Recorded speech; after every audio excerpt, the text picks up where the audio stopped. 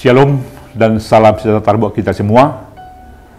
Bapak Ibu, saudaraku jemaat yang dikasihi oleh Tuhan, amat senang bertemu kembali dengan saudara melalui channel YouTube HGP Jambi hari ini. Namun sebelum kita memulai atau melanjutkan aktivitas kita, mari kita satukan hati kita untuk berdoa. Kita berdoa. Kasih karunia dan damai sejahtera yang dari Allah Bapa dan dari anaknya Tuhan kita Yesus Kristus, itulah yang memelihara dan memberkati kamu sekalian. Amin. Saudaraku jemaat yang dikasihi oleh Tuhan, firman Tuhan yang menjadi renungan harian bagi kita hari ini, Rabu tanggal 13 November 2024, tertulis di Kejadian pasal 45, ayat yang ke-24. Isinya demikian. Kemudian ia melepas saudara-saudaranya, serta berkata kepada mereka, "Janganlah berbantah-bantah di jalan." Demikian pembacaan firman Tuhan. Ada peribahasa bahasa Indonesia berkata, bagai lidi satu ikatan, bersatu teguh, bercerai rapuh. Peribahasa atau ungkapan tersebut mengisyaratkan betapa pentingnya, betapa berharganya nilai daripada kebersamaan. Bagaikan lidi itu, ketika terjalin bersama-sama, dia akan berfungsi banyak. Sebagaimana si pemakai melakukannya. Tapi ketika lidi itu tercerai-berai,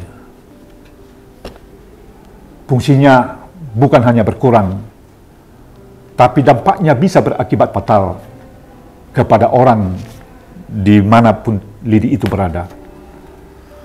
Saudaraku jemaat yang dikasihi oleh Tuhan kita Yesus Kristus, kita tahu tentang siapa Yusuf, saudara-saudara dari anak-anak Yakub. Masuknya anak-anak Yakub yang disebut bangsa Israel ke tanah Mesir adalah sangat jelas diingatan kita masing-masing. Dan saudara-saudara Yusuf, anak Yakub itu, sikapnya terhadap Yusuf kita juga tahu. Jadi masuknya Yusuf atau beradanya Yusuf di tanah Mesir bukan dengan cara yang baik, bukan dengan cara yang wajar, apalagi bukan didasari dengan kasih sebagaimana saudara, tapi itu adalah faktor daripada kebencian. Sangat sulit memang dicerna oleh otak. Bagaimana Allah untuk menuntun dan memberikan kesempatan bagi yang Dia pilih untuk menjadi berguna. Namun jalan Tuhan selalu nyata, walaupun tidak terterima akal sehat manusia. Itu yang terlihat di peristiwa atau historis anak-anak Yakub. Maka ketika saudara-saudara Yusuf tiba di Mesir dan bertemu dengan Yusuf, mereka bersepakat atau mereka mengingini atau Yusuf mengingini agar mereka bersama-sama berada di Mesir. Maka disuruhlah pulang kembali saudara-saudaranya untuk menjemput orang tuanya, agar mereka merasakan kebersamaan, membangun kebersamaan di Mesir.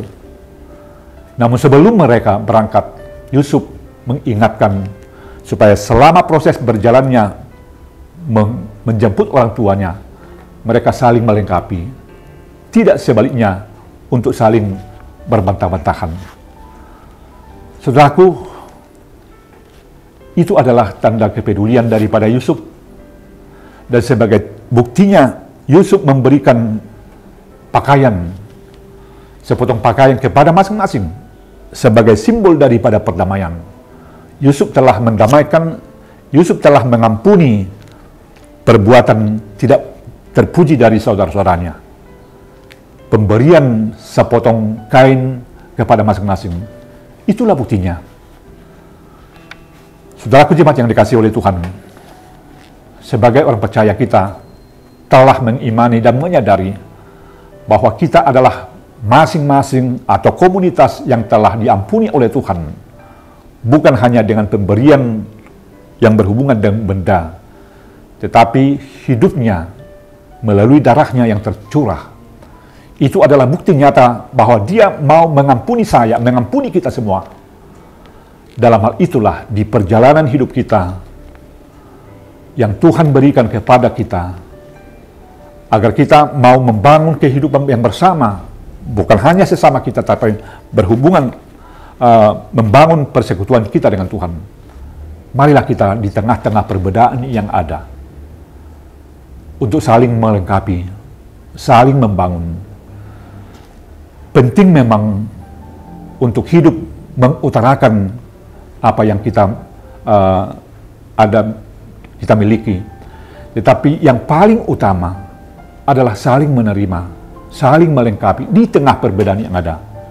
Dengan perbedaan itu, maka perbedaan itu bukan menjadi alat untuk mencerai-beraikan kebersamaan, tetapi perbedaan itu adalah sebagai kesempatan, sebagai alat untuk saling melengkapi, saling menopang, saling memperhatikan untuk menuju tujuan hidup kita, yaitu bersekutu bersama dengan Allah.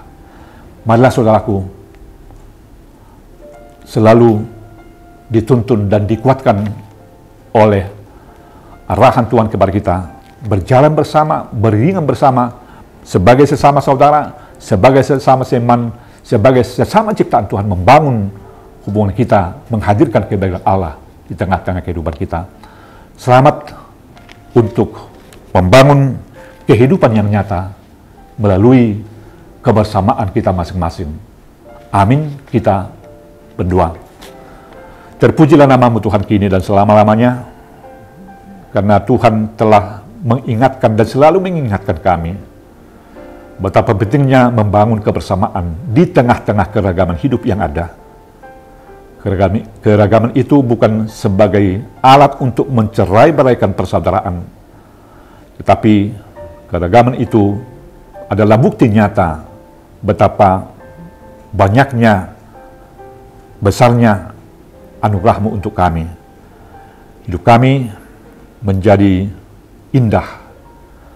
Hidup kami menjadi nyata dan baik ketika terbangun kebersamaan di tengah keragaman. Sertai dan berkati kami seluruhnya Tuhan, dalam hal melanjutkan aktivitas kami hari ini. Mampukan kami untuk selalu merasakan kebaikan-Mu. Terpuji namamu Tuhan kini dan selama-lamanya. Amin. Shalom, Tuhan memberkati kita semua. Horas.